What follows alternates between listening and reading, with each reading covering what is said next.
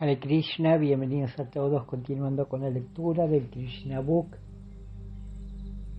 Krishna, Krishna, Krishna, Krishna, Krishna, Krishna, Krishna, He, Krishna, Krishna, Krishna, Krishna, Krishna, Krishna, Krishna, He, Krishna, Krishna, Krishna, Krishna, Krishna, Krishna, Rakshamam, Krishna, Krishna, Krishna, Krishna, Krishna, Krishna, Pahimam, Ramaragabar, Ramaragabar, Ramaragabar, Rakshamam, Krishna Keshava, Krishna Keshava, Krishna Keshava, Pahimam.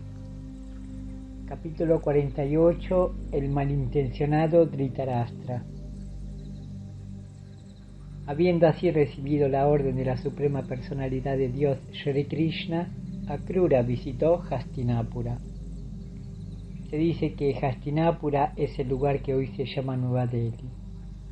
La gente en general acepta como la vieja capital de los Pándavas a la parte de Nueva Delhi que todavía se conoce como Indraprastha. El mismo nombre de Hastinapura indica que había muchos hastis o elefantes. Debido a que los Pándavas mantenían muchos elefantes en la capital, esta se llamaba Hastinapura. El mantener elefantes es un asunto muy costoso, por lo tanto, para mantener muchos elefantes, el reino debe ser muy rico. Y Hastinapura estaba lleno de elefantes, caballos, cuadrigas y otras opulencias. Cuando Akrura llegó a Hastinapura, vio que la capital estaba llena de todo tipo de opulencias. A los reyes de Hastinapura se les aceptaba como los reyes gobernantes del mundo entero. Su fama se esparcía ampliamente a través de todo el reino y su administración se conducía bajo el buen consejo de brahmanas eruditos. Después de ver la muy opulenta ciudad capital, Akrura se encontró con el rey Dhritarashtra y también vio al abuelo Bhishma, que estaba sentado con él. Después de reunirse con ellos, fue a ver a Vidura y luego a la hermana de Vidura, Kunti. Vio al hijo de Somadatta y al rey de Balika, a Dronacharya, a Kripacharya, a Karna y a Suyodhana. Suyodhana es otro nombre de Duryodhana. Uno tras otro. Vio a los 5 hermanos Pándava y a otros amigos y parientes que vivían en la ciudad.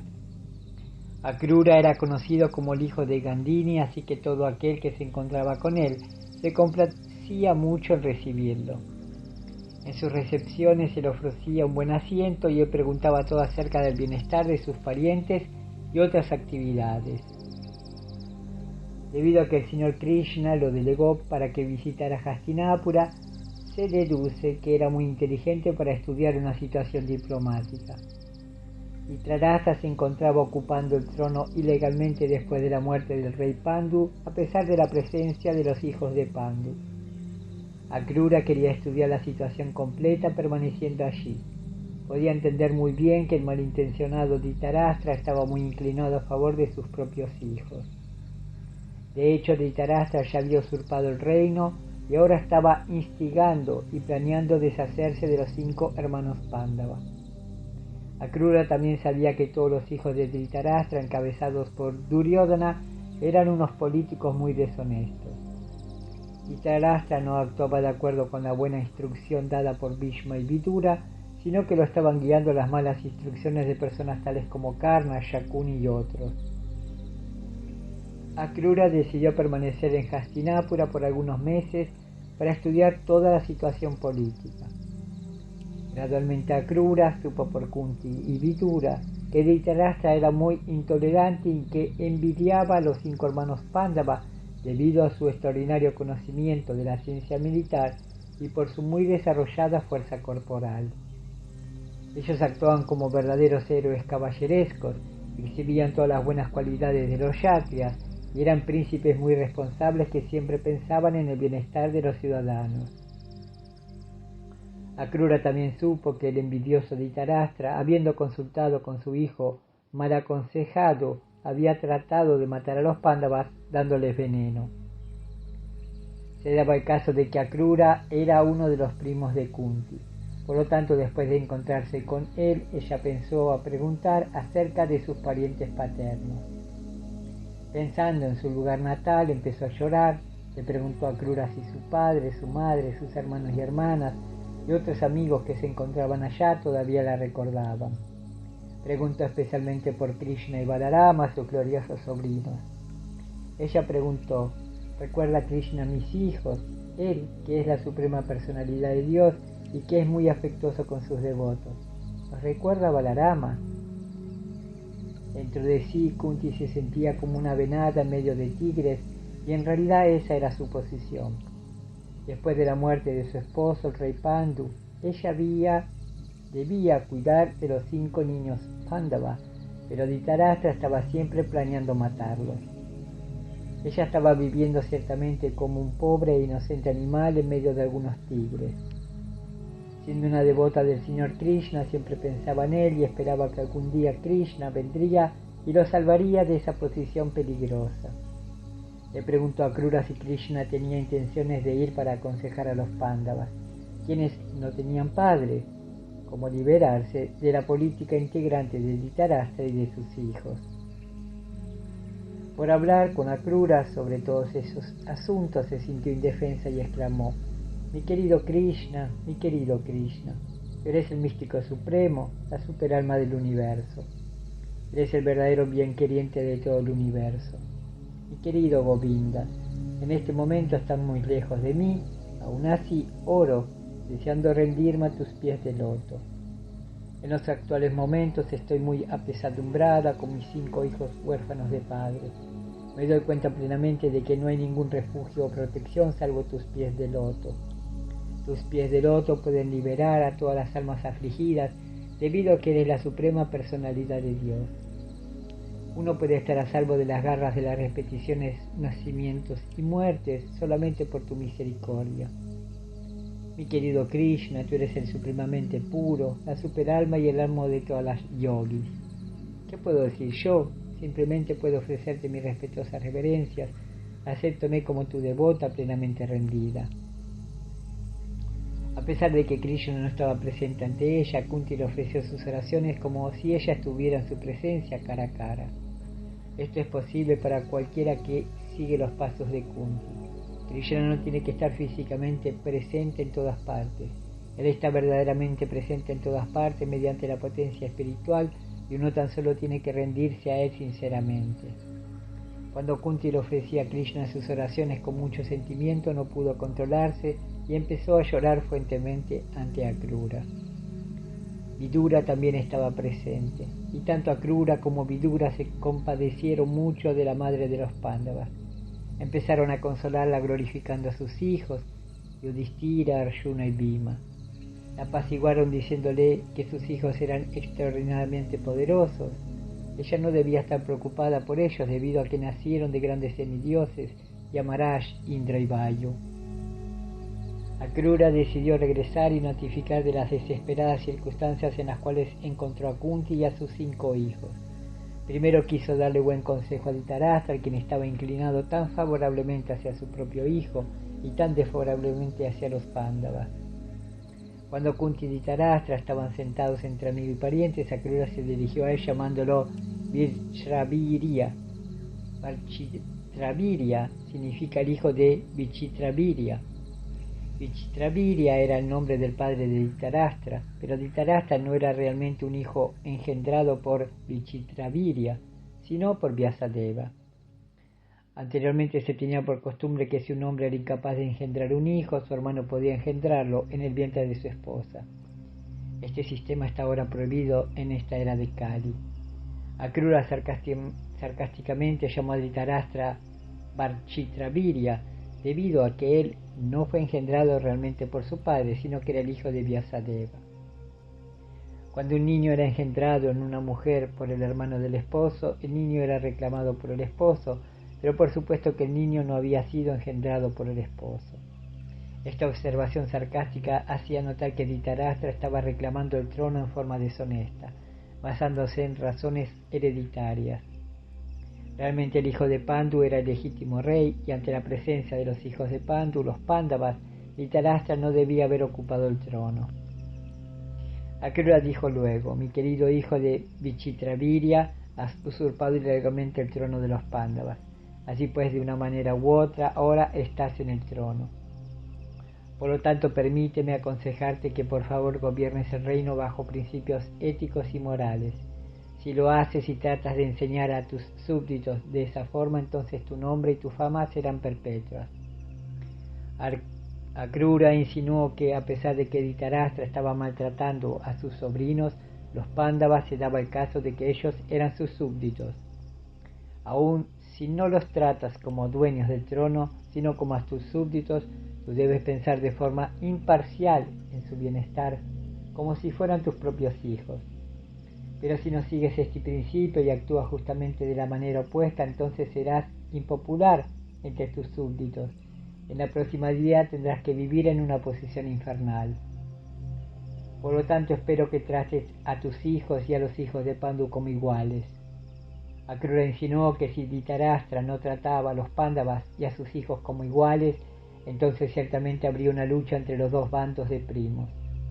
Debido a que la causa de los Pándavas era justa, ellos saldrían victoriosos y los hijos de Dhritarashtra serían muertos. Esta era una profecía que Akrura le profirió a Dhritarashtra. Akrura además le aconsejó a Dhritarashtra: en este mundo material nadie puede permanecer como compañero eterno de otra persona. Solamente por casualidad nos reunimos en la familia, en la sociedad, en la comunidad o en la nación, pero al final, debido a que cada uno de nosotros tiene que abandonar el cuerpo, debemos separarnos. Por lo tanto, uno no debe ser muy afectuoso de lo necesario con los miembros de la familia. El afecto de Dhritarashtra también era ilícito y no demostraba que él tuviera mucha inteligencia. En palabras llanas, Akrura le insinuó a Dhritarashtra que su firme afecto familiar se debía a su completa ignorancia de la realidad. A pesar de que parecemos estar unidos en una familia, sociedad o nación, cada uno de nosotros tiene un destino individual. Todo el mundo nace de acuerdo con sus acciones individuales pasadas, por lo tanto todos tenemos que disfrutar o sufrir de forma individual el resultado de nuestro propio karma. No hay posibilidad de que el destino de uno mejore por vivir en cooperación con otras personas. Algunas veces sucede que el padre de alguien acumula riquezas por medios ilegales y el hijo le quita el dinero a pesar de que el padre lo acumuló con mucha dificultad. Es una situación igual a la del pequeño pez del océano que se come el cuerpo material del pez viejo y grande. A fin de cuentas, nadie puede acumular riquezas ilegalmente para la complacencia de su familia, sociedad, comunidad o nación. Una ilustración de este principio son los muchos y grandes imperios que se desarrollaron en el pasado y que ya no existen debido a que su riqueza fue derrochada por los posteriores descendientes. Aquel que no conoce esta ley sutil de actividades fructivas y abandona así pues los principios éticos y morales, solamente lleva consigo las reacciones de sus actividades pecaminosas. Sus riquezas y posesiones mal obtenidas se las lleva otra persona y él se va a la región más oscura de la vida infernal. Por lo tanto, nadie debe acumular más riquezas de las que el destino le asigna. De no ser así, no podrá ver de hecho lo que le conviene. En lugar de lograr lo que es mejor para él, actuará justamente de la manera opuesta, causando así su propia caída. Akrura continuó: mi querido Dhritarashtra, permíteme aconsejarte que no te vuelvas ciego a la realidad de esta existencia material. La vida material condicionada, ya sea durante la aflicción o durante la felicidad, debe aceptarse como un sueño. Debes tratar de poner la mente y los sentidos bajo control y vivir muy pacíficamente para el avance espiritual en conciencia de Krishna. En el Sri Chaitanya Charitamrita se dice que a excepción de las personas que tienen conciencia de Krishna, todas están siempre en una condición de perturbación mental, llenos de ansiedad. Aun aquellos que están tratando de alcanzar la liberación o de fundirse en la refulgencia Brahman, o los yogis que están tratando de obtener el perfeccionamiento del poder místico, no pueden tener paz mental. Los devotos puros de Krishna no tienen exigencias que hacerle a Krishna. Ellos se satisfacen simplemente con rendirle servicio a él. La verdadera paz y tranquilidad mental pueden obtenerse solamente al lograr la perfecta conciencia de Krishna. Después de escuchar las instrucciones morales de Akrura, Dhritarashtra respondió: mi querido Akrura, eres muy caritativo al darme buenas instrucciones, pero desafortunadamente no las puedo aceptar. Una persona que está destinada a morir no se aprovecha del afecto del néctar, a pesar de que se le haya administrado. Me doy cuenta de que tus instrucciones son muy valiosas. Desafortunadamente no permanecen en mi mente fluctuante, así como el relámpago brillante del cielo no permanece en una nube en particular. Me doy cuenta tan solo de que nadie puede detener el avance progresivo de la voluntad suprema. Me doy cuenta de que la suprema personalidad de Dios Krishna ha aparecido en la familia de los Yadus para disminuir la carga excesiva de esta tierra. Dhritarashtra le insinuó a Akrura que tenía plena fe en Krishna, la suprema personalidad de Dios. Al mismo tiempo estaba muy parcializado por los miembros de su familia. En un futuro muy cercano, Krishna aniquilaría a todos los miembros de su familia y al encontrarse en una condición desamparada, Dhritarashtra se refugiaría en los pies de Krishna. Para conferirle su favor especial a un devoto, Krishna normalmente le quita todos los objetos de su afecto material. De esa forma, él obliga al devoto a estar desválido en sentido material sin ninguna otra alternativa que aceptar los pies del loto de Krishna. Esto le ocurrió de hecho a Dhritarashtra, después del final de la batalla de Kurukshetra. Dhritarashtra pudo darse cuenta de dos factores opuestos que estaban actuando ante él. Podía ver que Krishna estaba allí para quitar todas las cargas innecesarias del mundo. Sus hijos eran una carga innecesaria y así pues suponía que serían muertos. Al mismo tiempo no podía desembarazarse del afecto ilícito que sentía por sus hijos. Observando estos dos factores contradictorios, empezó a ofrecer sus reverencias respetuosas a la suprema personalidad de Dios. La naturaleza contradictoria de la existencia material es muy difícil de comprender. Solamente puede considerarse como la ejecución inconcebible del plan del Supremo, quien por su energía inconcebible crea este mundo material, entra en él y pone en marcha las tres modalidades de la naturaleza. Cuando todo está siendo creado, él entra en todas y cada una de las entidades vivientes y dentro del átomo más pequeño. Nadie puede comprender los planes inconmensurables del Señor Supremo. Después de oír esta declaración, Akrura pudo darse cuenta claramente que Dhritarashtra no iba a cambiar su política de discriminar a los Pándavas en favor de sus hijos. De inmediato dejó a sus amigos de Hastinapura y regresó a su hogar, el cual se encontraba en el reino de los Yadus. Después de regresar al hogar, les informó vívidamente al señor Krishna y a Balarama de la verdadera situación que existía en Hastinapura y de las intenciones de Dhritarashtra. Krishna envió a Akrura a Hastinapura para que estudiara la situación. Por la gracia del Señor, él tuvo éxito y le informó a Krishna de la verdadera situación. Así termina el significado de Bhaktivedanta del 48º capítulo del libro Krishna titulado El malintencionado Dhritarashtra. Srila Prabhupada Ki Jai. Hari Bol.